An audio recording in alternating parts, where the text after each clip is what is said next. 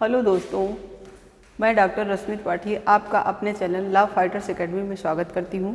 मैं आज आपको वही सेक्शन पढ़ाऊँगी जो आपके एग्ज़ाम के ध्येय से बहुत इम्पॉर्टेंट हैं और जो नहीं इम्पॉर्टेंट हैं उनको बताते हुए चलूँगी कि उनका क्या करें, कैसे करें और ये सब भी मैं आपको बताऊँगी कि किस तरह से क्वेश्चंस हमारे इन सेक्शनों से पूछे जा रहे हैं।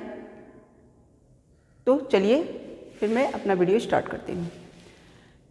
तो यहाँ पे हमारा जो सेक्शन 45 है वो जीवन और सेक्शन 46 मृत्यु। तो सेक्शन 47 जीव जंतु, सेक्शन 48 जलयान की बात करता है, सेक्शन 49 वर्ष की बात करता है और सेक्शन 50 हमारा धारा की बात करता है। जो ये सेक्शन 45 से लेके हमारे 50 तक जो धारा है वो हमारे एग्जाम के ध्येय से बिल्कुल इम्पॉर्टेंट नहीं है। कभी कभार आपको सेक्शन पूछ लिए जाएंगे कि जैसे जीवन किस सेक्शन में दिया हुआ है आईपीसी के, या मृत्यु किस में दिया हुआ है, या कभी कभी पूछ लेंगे धारा किस सेक्शन में दिया हुआ है। तो आपको ये सेक्शन जैसे जीवन मृत्यु साथ साथ चलेंगे, इस तरह से मतलब है कि अपना एक की पॉइंट बना के याद कर लेना होगा, पर बहुत ज़रूरी नहीं है। आपकी इच्छा हो तो याद करिए, नहीं स्किप भी कर सकते हैं, लेकिन अगर याद रहेगा तो आपके लिए ये बेनिफिट होगा, बाय चांस क्वेश्चन आ गए तो आप कर ले जाओगे, क्योंकि ये प्री है, यहाँ कुछ भी पूछ सकता है। तो इसकी परिभाषाएं भी जो मतलब बताई गई हैं, इसके बारे में जो एक्सप्लेनेशन दिए गए हैं वो बहुत खास नहीं था, वो जनरल था, जो आप लोग आसानी से जानते हो। जीवन का भी मतलब, मृत्यु का भी मतलब, कोई मतलब ऐसी कोई नहीं थी कि टिपिकल आपको एक्सप्लेनेशन है कि मैं उसको समझाऊँ, इसलिए मैंने इसको स्किप कर दिया। अब हम चलते हैं अपने इम्पॉर्टेंट सेक्शन की ओर, जो है हमारा सेक्शन 51 शपथ यानी ओथ। शपथ क्या होता है तो चलिए देख लेते हैं एक बार कि बेयर एक्ट में शपथ के बारे में क्या कहा गया है, फिर उसके बाद हम आपको समझाते हैं।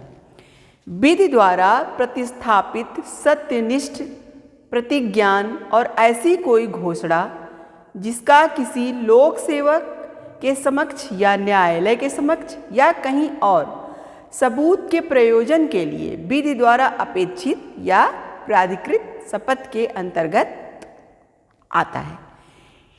तो एक तो शपथ आप लोग मूवी में हर जगह देखे होंगे थे कि मैं गीता पे हाथ रख के कसम खाता हूँ कि मैं जो कहूँगा, सत्य किसी और कुछ नहीं कहूँगा। तो ये वही शपथ की बात है, वही शपथ, उसी शपथ के बारे में इस सेक्शन में बताया गया है, उसी ओथ के बारे में कि हमें एक ऐसी पवित्र चीज़ पे जिस पे हम बहुत भरोसा करते हैं और हम मतलब ये उम्मीद की जाती है कि अगर उस चीज़ पे हाथ रख के अगर हम शपथ ग्रहण करते हैं, यानी कोई कसम वो खाते हैं, तो वो झूठी नहीं करेंगे, हम झूठ नहीं बोलेंगे, ऐसी उम्मीद करके यह करवाया जाता है। यह एक तरह का घोषणा होता है जिसे क्या विधि द्वारा करवाया जाता है, विधि द्वारा प्रतिस्थापित किया जाता है, जो कि सत्य को जानने के लिए होता है। बहुत ज़रूरी होता है कि आप अगर अपने इष्ट का, जैसे मान लीजिए किसी भगवान को आप बहुत ज़्यादा मानते हो, अगर उनका, तो गीता को यहाँ ज़्यादातर लिया जाता है। गीता एक पवित्र ग्रंथ है, ऐसी चीज़ों का आपके ऊपर आप हाथ रख के कभी गलत बात नहीं कहोगे, इसीलिए वहाँ पे शपथ न्यायालय में कराया जाता है, न्यायालय के बाहर कराया जाता है। अब चलिए देखते हैं कहाँ कहाँ शपथ हमारा लिया जाता है। शपथ हमारा न्यायालय में लिया जाता है, या कोई लोक सेवक है उसके सामने कोई ज़रूरी बात हो तो, और या कहीं और भी जहाँ की हमारा सबूत के लिए ज़रूरी हो, सबूत के प्रयोजन के लिए जहाँ जहाँ ज़रूरी होगा वहाँ हमसे शपथ लिया जाता है। लेकिन हाँ, एक जनरल इंसान के सामने हम शपथ नहीं लेंगे, हमको क्या ज़रूरत है। हमें जब विधि द्वारा कोई सबूत के लिए, जब विधि जिनके बारे में हमको बताई है उन्हीं लोगों से लेना है। जैसे कोई लोक सेवक हुआ, हमारा न्यायालय हुआ, या किसी और अधिकारियों के समक्ष जहाँ विधि जरूरी समझती है जो हमको बताया जाएगा, वहाँ हमको शपथ लेना है। सबके सामने शपथ हम नहीं ले सकते। यह एक प्रकार का क्या होता है, घोषणा होता है, और इसे भविष्य में सबूत के तौर पर भी पेश किया जा सकता है। जैसे आपने किसी चीज़ के लिए शपथ ले लिया था, तो आपका वहाँ पे बन गया जो डॉक्यूमेंट, उसे आगे अगर आप उस बात से मुकरते हो तो वहाँ पेश किया जाएगा कि देखिए आपने पहले शपथ लेके ये बात कही हुई है। तो ये है हमारा शपथ सेक्शन 51 में। अब हम चलते हैं सेक्शन 52 की ओर, जो क्या है, गुड फेथ, सावधानता पूर्वक। ये तो बहुत मोस्ट इम्पॉर्टेंट है, आप लोग जान लीजिए, प्री के लिए ये बहुत ही ज़रूरी है। ये सेक्शन बहुत पूछा जाता है, और कभी कभी मेंस में भी कुछ पूछ लिए जाते हैं इनसे क्वेश्चन।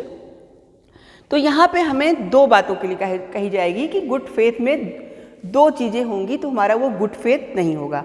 जनरली तो सब ऐसे बोल देते हैं कि नहीं मैंने ये काम गुड फेथ में नहीं किया, गुड फेथ में मेरा काम था इसलिए मैं इससे बरी, मतलब मैं ऐसा नहीं था, मैं जैसे कोई काम कोई गलत रॉन्ग हो गया आप आसानी से ये कह देंगे कि अरे ये मैंने गुड फेथ में किया था, ये मैंने जानबूझ के नहीं किया, मेरा इंटेंशन कोई गलत नहीं था, तो आप आसानी से छूट जाओगे।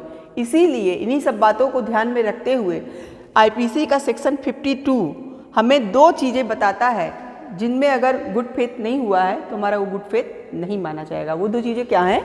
एक हमारा केयर है और दूसरा हमारा अटेंशन है, सतर्कता और ध्यान। अगर इन दोनों चीज़ों की कमी है गुड फेथ में तो वो गुड फेथ बिल्कुल नहीं माना जाएगा। जैसे आपको एग्जांपल देते हैं, कोई डॉक्टर है, ठीक है, डॉक्टर किसी व्यक्ति का ऑपरेशन करता है तो वो तो गुड फेथ ही है, गुड फेथ से ही वो कि वो सही हो जाए और सही होके उसकी बीमारी जो भी है दूर हो जाए।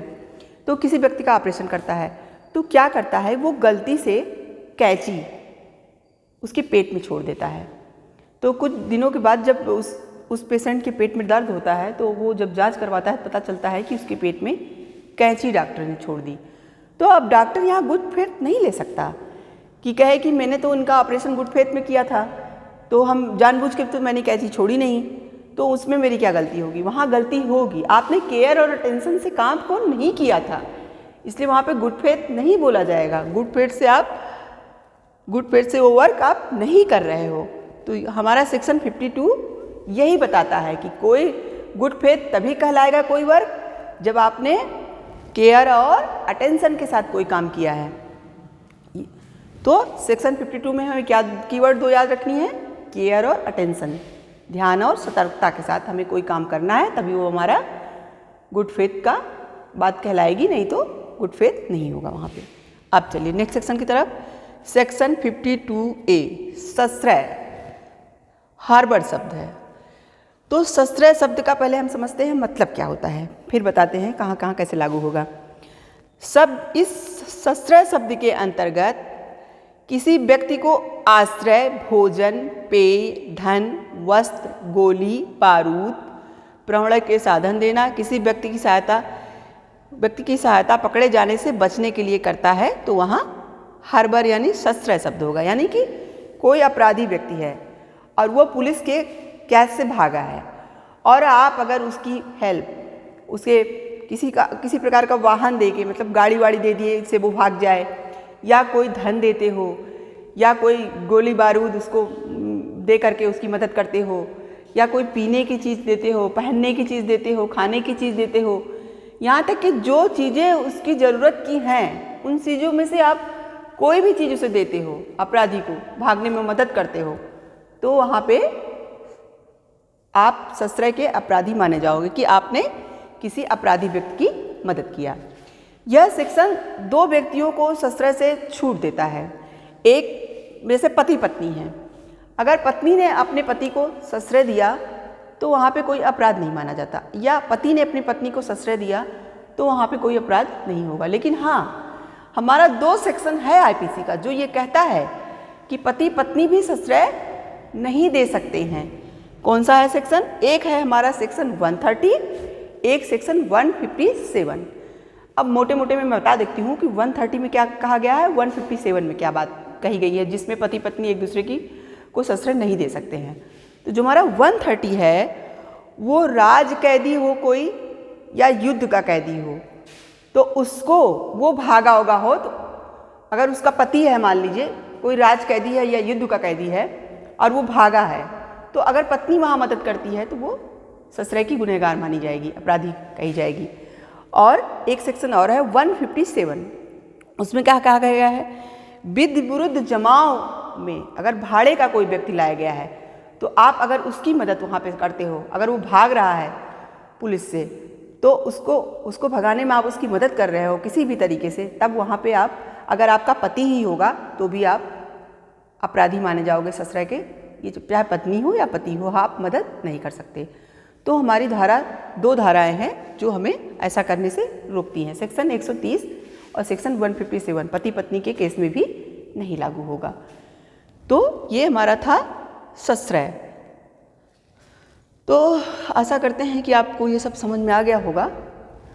आज की वीडियो बस इतनी ही है और आपका ये चैप्टर 52A आज फिनिश हो गया। नेक्स्ट वीडियो में हम आपको चैप्टर 3 पढ़ाएंगे और उसके इम्पॉर्टेंट केस कैसे कैसे क्वेश्चंस आते हैं ये सब बताएंगे। तो बस आज के लिए इतना ही। आप मेरे चैनल को लाइक कीजिए, सब्सक्राइब कीजिए, शेयर कीजिए और जो ना समझ में आया वो क्यूरी करके पूछिए। Thank you very much.